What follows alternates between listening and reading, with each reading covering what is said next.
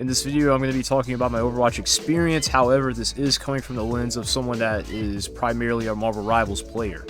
I hope you guys enjoy the yap session. Konnichiwa! It is Trunks is still. Today, we're going to be talking about my return to Overwatch and how that's been. My previous video has been me talking about my rivals in Rivals, so what better video to do next than to talk about Marvel Rivals' actual, like, one rival, being Overwatch. I mean, I guess you could say Team Fortress 2, but the game's not really in the same competition, per se. It's still technically the perfect hero shooters. But anyways, I'm just gonna yap a little bit, talk about some things, and how I feel my experience has been going, differences I've noticed, all that kind of stuff. So, I'm actually not a new player to Overwatch at all. I've played the game in the past a whole lot. I mean, in fact, I have a total playtime, at least as of here, of 805 hours across the entirety. I've played Overwatch back in 2016. I even played during the time periods of when it was kind of considered to be more so dead, and I kind of stopped playing in around the Overwatch 2 era, so a lot of what transpired in Overwatch 2, like, yes, I kind of did touch on it a little bit. I have tried a few things here and there. I haven't really tried Stadium all that much, but I did play it a while ago. And I mean, you could even look at some of my older videos on the channel. Like, I have touched Overwatch in the past here. It's just I've mainly been sticking to Rivals ever since that had came out, and to be quite frank with you, there's a lot of animosity that I have towards not necessarily Overwatch per se, but Blizzard and how they've handled the game over the years. But now that we are back to it being Overwatch, ever since that change has happened from Overwatch 2 back to Overwatch, I feel like Blizzard and developers and all of that kind of stuff is actually putting forth the effort that they should have been putting for pretty much the entirety of Overwatch 2. Like, I know they add a lot. There's just so many things that I didn't agree with. Like, I'm just gonna say a few of them real quick, since it's not the point of the video. But, you know, having heroes that were being added locked behind a battle pass, you know, having to get a super high level to be able to play them for free, or just having to buy the battle pass for $10, and just overall change of the monetization system. Seems like they're prioritizing selling skins more than making content for in-game. But I digress. We are now in a new age of Overwatch, and I mean, I don't think I really need to be repeating anything a lot of people are saying online. You know, Overwatch is in a really good spot right now. It's probably the best spot it has been in years. Going back though into my experience and how I've been feeling about the game, I've been having just a freaking blast with it. Honestly, it is a breath of fresh air from Rivals. Although I do love Rivals still, and will continue to play that as well, I definitely would like to upload some more Overwatch. Maybe get some more Overwatch streams. I have been streaming a little bit of Overwatch. It's just more of a balancing on my end and how I want to handle that and all of that. But let's go ahead and get into some of the things that Overwatch has implemented over the course of time. I don't really know if this is necessary. Like, I don't know if what I'm going to be saying is so much new to the point of the relaunch of Overwatch, or if it's been there in Overwatch 2. It's just the things that I've kind of noticed and particularly have comments on. So anyways, with that being said, let's talk about the map voting. I personally feel that the map voting system is something I don't really like, if I'm being real with you. I kind of wish it just wasn't there, because they're going to be way more, oh my god, there are going to be way many more maps that are going to be not necessarily played as much, because the player base might not necessarily like a lot of the modern day maps. I mean, that's just a very big possibility. So you could see an abundance of classic maps being played because the player base generally just seems to rock with them more. I mean, me personally, that is kind of the experience I share. Wait, hold on. And then it kind of just creates this duality of not really being able to truthfully win. Because, like, if there's a map such as King's Row, for an example, like, I'm gonna want that to win all the freaking time. And when it doesn't, it just irritates me, to be honest. I think the closest thing it feels like is like Call of Duty. They used to have their little map vote system, and I mean, I guess that's fine for Call of Duty per se, but I think Overwatch could benefit from just going back to its crazy, wild rotation that it used to have. Maybe they feel that they have so many maps now that they need to suggest having a voting system. I don't really know. I mean, in my past, I will say this: there's a lot of maps and game modes that are kind of just not there anymore in Overwatch. I think it was like the control point ones to control points to payloads as well. Sorry, those are like two different things I just said that sound really similar. I don't know what the maps were called, but that seems to be non-existent in this modern day of Overwatch. I'm sure if you're an OG or whatever, you may know what I'm talking about. There was like a particular Japanese map with like cherry blossoms and whatnot. I think that was an example of that. Never see that map anymore. There's also a lot of new game modes that were introduced in this modern day of Overwatch. I remember when I was playing Overwatch 2, that push was there, and even then I enjoyed it, but it's definitely growing me a lot much more. We also have the flashpoints. I am not a fan of the flashpoint game mode all that much, and I don't really like their map structure generally, personally. But yeah, I kind of hope they just remove the map voting system as a whole. I'm not really a fan of it. I kind of just want the game to decide what we're going to be hopping into. Going over my next point, I want to talk about my tanking experience. So I'm someone that I might be in a rare camp to actually enjoy playing Vanguard or Tank in Marvel Rivals, but in Overwatch, there feels like an extra sense of pressure, I suppose, because this is originally a 6v6 game, and now it's a 5v5 game, and now it's up to one tank to make that space and protect people and all that kind of stuff. And I might just be like extremely rusty, whatever you may have it, I don't know, but I'm not really a big fan of the tanking gameplay of Overwatch necessarily because of that alone. Like, I enjoyed the characters I've been playing. Like, I've been hopping on some D.Va, some Reinhardt, Junker Queen, just to name a few, Sigma, oh my god, Ramontra. Yeah, you know, there's a lot of fun tanks in this game, but it is extreme. Well, I don't want to say extreme, but it just feels more stressful to play as a tank rather than any of the other roles within Overwatch because of that, like, just being that one tank. You have to be that one person making that push for the whole team. And I don't know. We've seen how 6v6 played out in Overwatch, and it created a lot of mess that people weren't particularly fans of. So maybe moving forward with the 5v5 system is the way. But I would say I enjoy my taking experience more on Rivals. Sorry, I have to compare games here.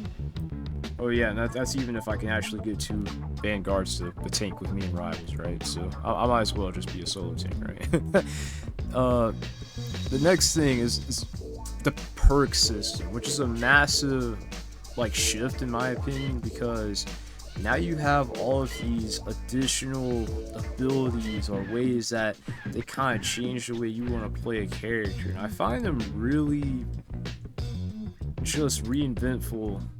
I think they've also bring back like past abilities. A good example of this is Arissa's perk, where she begins to create a shield instead of having her like dash attack or whatever, and I'm here for it. I think it's pretty cool.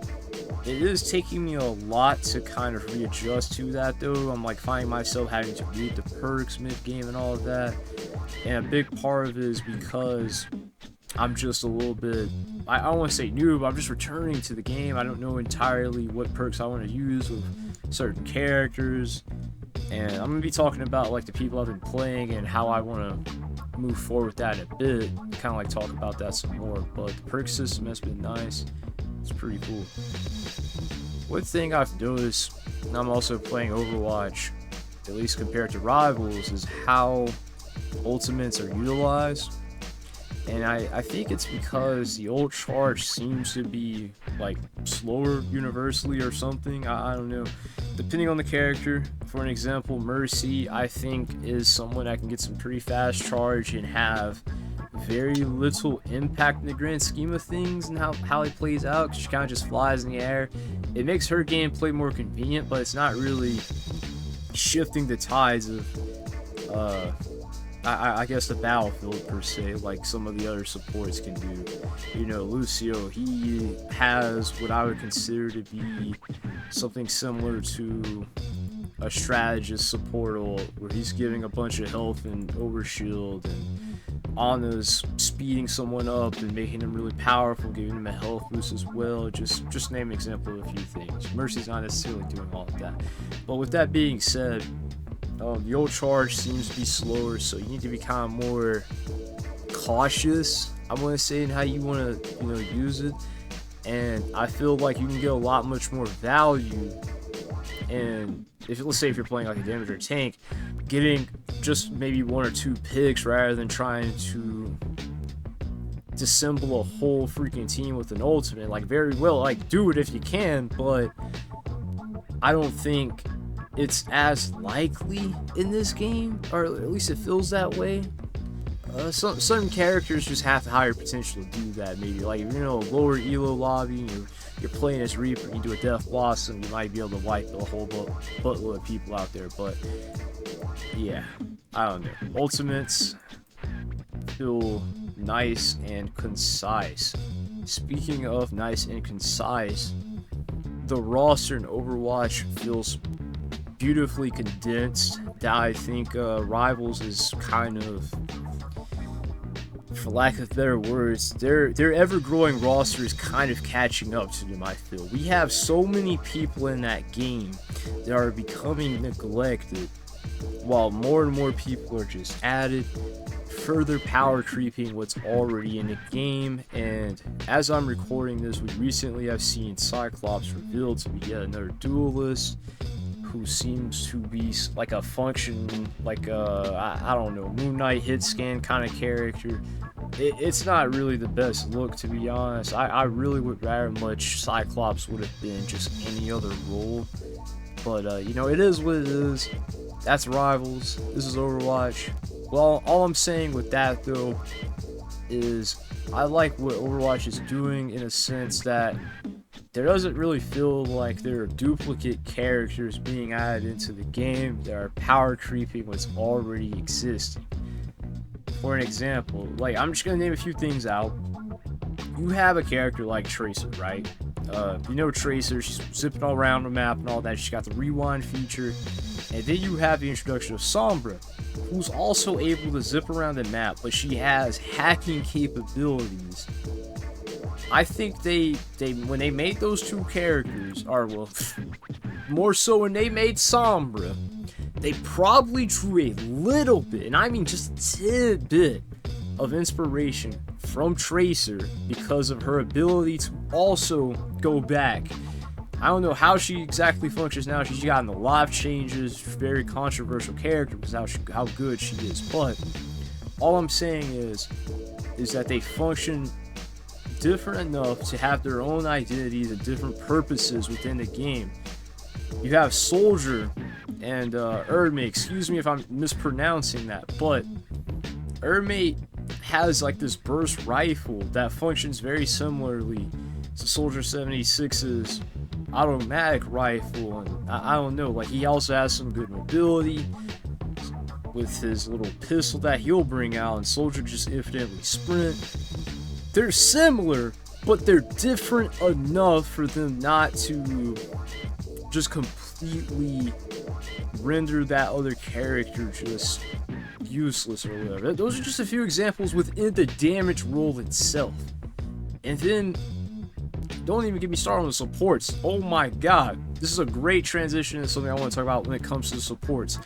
The supports in Overwatch feel a lot more fun to play than they do in Rivals. In Rivals, they feel like you are encouraged to just sit back and shoot everyone, like your teammates all around. You know, you're encouraged to heal bot.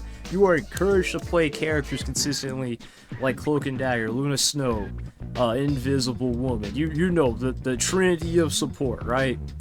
But within Overwatch, if you played like that the whole time, you would be punished for it, because supports are so much more than just someone who sits back and heals. Don't get me wrong, I know they can kill, they got a little utility, all that. That's great. But in Overwatch, more times than not, they have more of a, what's the word? I guess like an active role within the game. They are also killing, assisting. It feels like they are helping in much more meaningful ways than just being sustained. They are quite literally support. Whereas strategists don't even feel like there's a hint of really strategic planning necessarily. Not even in positioning when it comes to rivals. You know where you're going to be. You know what you should be doing. I mean, there's maybe one character that's supposed to kind of break that rule, and even then they reduce her to a hill butt. I'm talking about White Fox. Anyways, with that being said, I've been having a blast playing support in Overwatch. I feel like it is definitely... I don't know if I want to say it's the funnest role in the game, but it's definitely just really freaking fun. You could tell that they put a lot of care in that role in particular. Everything in this game feels way much more condensed though because of that roster size. We're not getting a bloat like we are seeing currently in Rivals.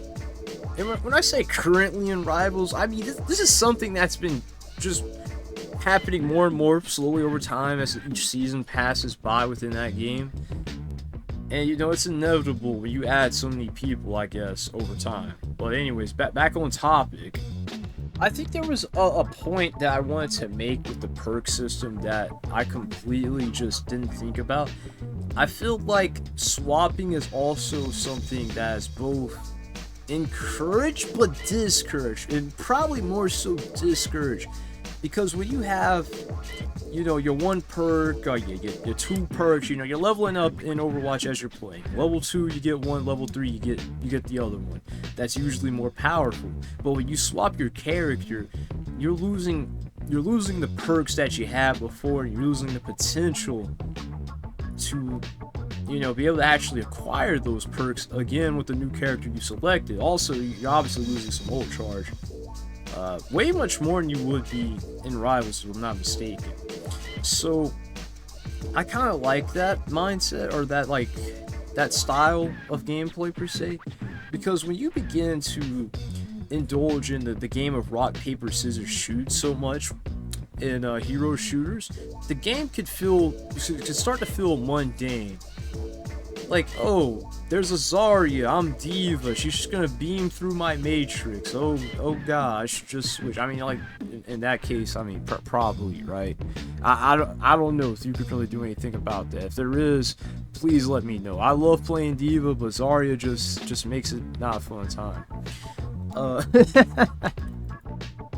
But anyways, I like that though, because it encourages you to actually get better with the character that you so choose or want to continue playing more so, instead of just swapping to something else that could potentially fit the scenario a little bit better.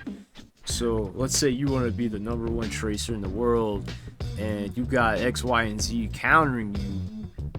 Why not just continue playing tracer, you know, because it can make you be a better tracer by facing that adversity and still coming out on top. You know, there's not necessarily, or shouldn't be, a clear answer that just absolutely smashes your character, if that makes any lick of sense. Although it does seem that way with some characters, like Zarya. I'm just saying, I don't know what to really do about her. Tank rock paper scissors feels like a thing, and I don't know if I'm just tripping. It might just be a skill issue. I don't know. There's other examples probably, but I can't think of them in my time playing. Speaking of my time playing, I've been trying to condense the people I play to about 3-ish on each role, as opposed to Rivals, where I feel like I am quite literally just playing Flex Simulator, fitting whatever node I might need for the team, the scenario, the situation, and it is what it is. It's a fun time over there, don't get me wrong, but I really much do like that. I feel like I can just hop in and play between those 3-ish characters in each role, because I feel like I'm also just becoming a little bit more I don't know, I guess just better generally. And that takes me to probably my last point in this video, which is that we have a role queue. If you hop on this game wanting to play support, tank, or damage, you could just do that, and it feels freaking great in this game. I'm not gonna lie. After doing so much flexing in Rivals for so many people, and sometimes in Rivals it feels like the people don't even necessarily play the role or are ready to play the role that they're playing within the rank that I am in. Hell, I mean, sometimes that's even me. I like playing support, don't get me wrong, but for whatever reason, that is like the hardest thing for me to do in Rivals, because they want me to play a specific one or a specific set of 2 or so characters that I just don't necessarily actively play within the strategist roster. So I really like when I can just hop on Overwatch. I can queue flex if I want. I can queue, you know, tank damage if I want, whatever the case may be. I have that ability, and each different role, there's a different rank for it, you know? So, for Overwatch, for an example, if I'm worse at support, my rank will be lower than it is for tank or damage. It's great. It gets rid of any of that worry or concern. Do I think role queue needs to be in Rivals? I'm not really sure. I would lean towards not necessarily, but if we were to talk about that more, I feel like that's for another video. Anyways, just me yapping about my Overwatch experience, my return to it, and I hope to be playing some more of it on this channel and doing some more live streams and all that. So yeah, hope you guys enjoyed me yapping here. Very loosely structured video. Trying to do some streams around Fridays and the weekends.